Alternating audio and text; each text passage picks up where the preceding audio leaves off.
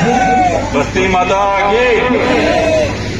आज इस सावित्री की पावन धरती पे मेरी माताएं, बहनें, युवा साथियों, मेरे पितृतुल्य बुजुर्गों एवं मीडिया के साथियों, बड़ा ही सौभाग्य है मेरा कि आपके बीच में मुझे आने का मौका मिला।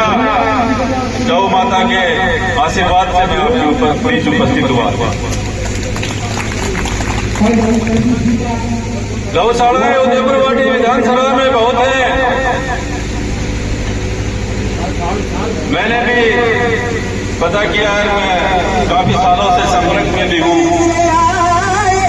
किसी भी गौशाला का रजिस्ट्रेशन नहीं हुआ। यहाँ भारतीय जनता पार्टी का विधायक भी ले लिया और दूसरा विधायक भी है।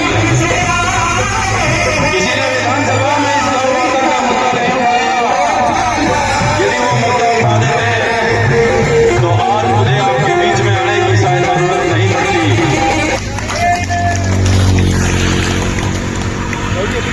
गौ माता के आशीर्वाद से मुझे पहले भी 20 साल से मैं काफी गौशालाओं से जुड़ा हुआ हूं। मुझे सेवा करने का मौका इस गौ माता ने दिया है। बाबूलाल जी हमारे जमरा चोपलिया में है, लुणिया साहब, उनके पास कमेटी ने एक प्रस्ताव रखा।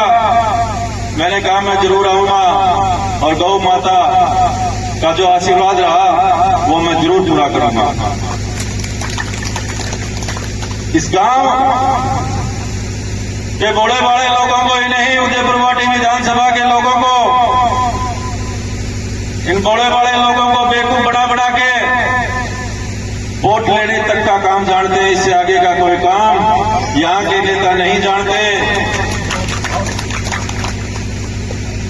मां मारवाड़ी में क्या अग्रम धर्म की जड़ सुधारी रहे।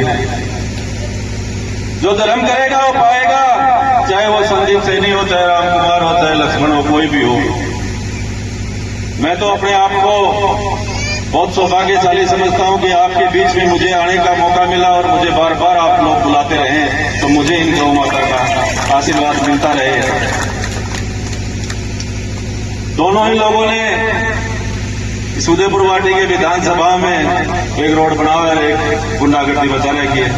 और गुंडागर्दी भी इस हद तक मचा रखी है कि ना तो उनके थानों में मुकदमे दर्ज होते और मुकदमे दर्ज होते तो एफआईआर लगा देते हैं। ऊपर से नीचे तक सिर्फ एक ही नारा है, जातिवाद।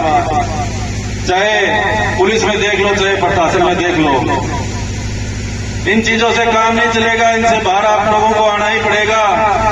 कल साहब से मैंने 5 शाम ने फोन करा लगाया, बोले भाई जी गौशाला में क्या करो, छोरा पे ध्यान क्या घूम दो, वो गौशाला में जो करता है वो छोरा में करवा के ड्यूटी करें।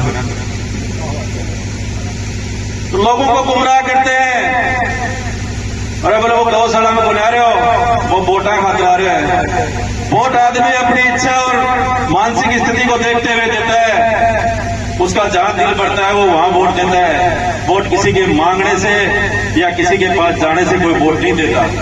यदि किसी की ऐसी मानसिकता है तो उसको सुधारना भी चाहिए।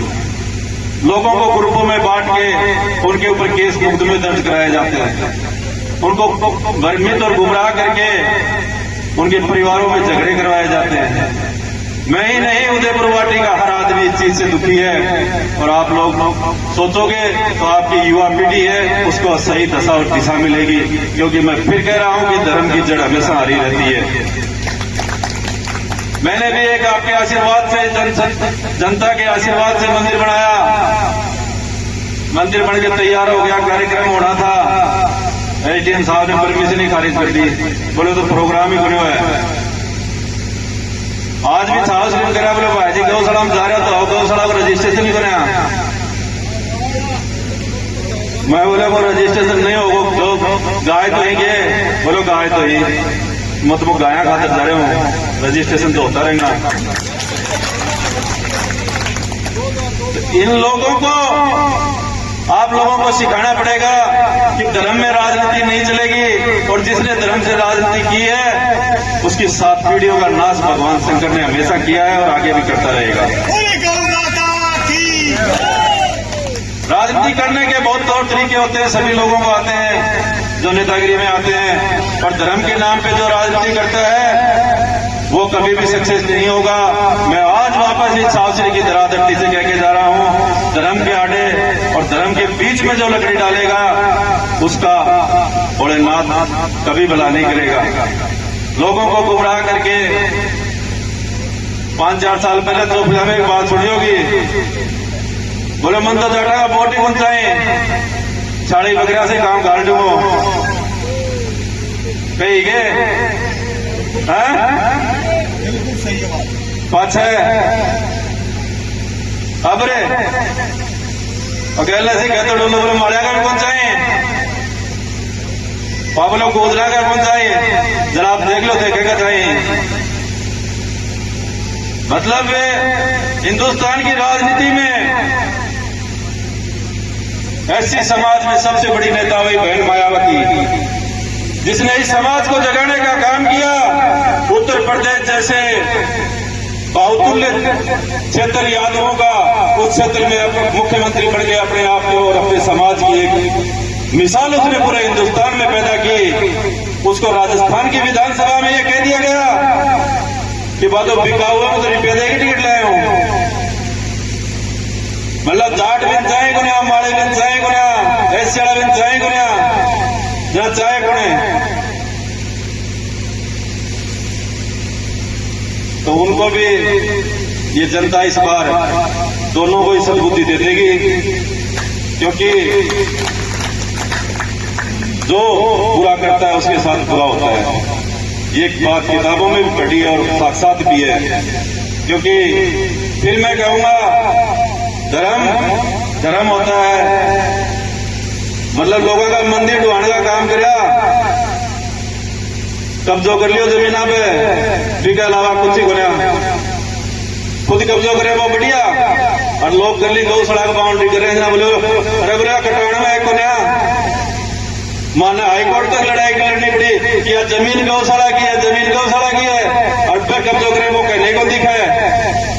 तो इस चीज को आप ही लोग सुधारोगे और आपके हाथ में है। मेरी तो जब भी आपका जरूरत पड़े गौ माता का आशीर्वाद लेने, मैं तो आप नहीं भी बुलाओगे तो भी आता रहूंगा। और जब जब मेरी जरूरत यहाँ गौशाला में जिस भी दान पुण्य की पड़ेगी उसकी मैं करूंगा। यहाँ की कमेटी का ये कहना था कि साहब यदि इसके बाउंड्री हो जाए तो जो गायें हैं वो बाउंड्री से बाहर नहीं जाए, किसानों के, मजदूरों के, पीड़ितों के, शोषितों के परिवारों के जिन्होंने फसल बो रखी है उनका नुकसान नहीं करें, तो इसके बाउंड्री हो जाए। मैं आपसे, मेरे पिता तुल्य बुजुर्गों से, मेरी माताओं से, मेरी बहनों से, मेरे युवा साथियों से, और मैं मेरे देश की जो सेवा कर चुके यहाँ कर्नल, सूबेदार और काफी रैंक के अधिकारी बैठे हैं, उनके सामने पुनः कह रहा हूं कि इस बाउंड्री में जो भी पैसा लगेगा वो संदीप सैनी लगाएगा। इसके अलावा भी इस गौशाला में हॉस्पिटल नहीं है। मैंने अभी भूपेंद्र जी से बात कर रहा था, मैं हॉस्पिटल है क्या यहाँ? ये हॉस्पिटल नहीं है। मेरा वो भी प्रयास रहेगा कि जल्द से जल्द इस गौ माता के लिए एक हॉस्पिटल की व्यवस्था की जाए, और उसका अंदर मैं पूरा सहयोग करूंगा और बनाने का जल्द ही प्रयास करूंगा। क्योंकि गायें बीमार हो जाती हैं तो जाने की, यहाँ से दूर जाना और उनको लाना ले जाना बहुत ही समस्या का काम है। तो मैं जल्द से जल्द प्रयास करूंगा कि यहाँ एक हॉस्पिटल भी मैं बनाऊं। और रही बात बाउंड्री की, हम काम शुरू कर देते हैं। कल परसों से जब से कमेटी आदेश करेगी, कोई आदमी 2-3 दिन पहले फोन करके बोले साहब थाने पेरे लग गया, बाउंड्री कितनी बड़ी है? मैं बोले 106 बीघा है जना, 150 बीघा वजना क्यों है? करवाड़ी गौ माता है। तो अफवाहों पे ध्यान नहीं देके अपना मकसद है गौ माता की सेवा करना, उसकी सेवा करें। और जो लोग दुनिया